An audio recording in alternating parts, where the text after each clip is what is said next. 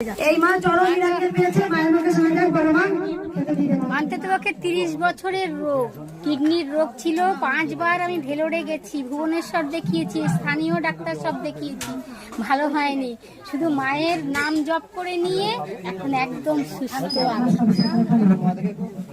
মা কৃষ্ণকালী মায়ের জয়, মা কৃষ্ণকালী। যাও তুমি খেয়ে নাও।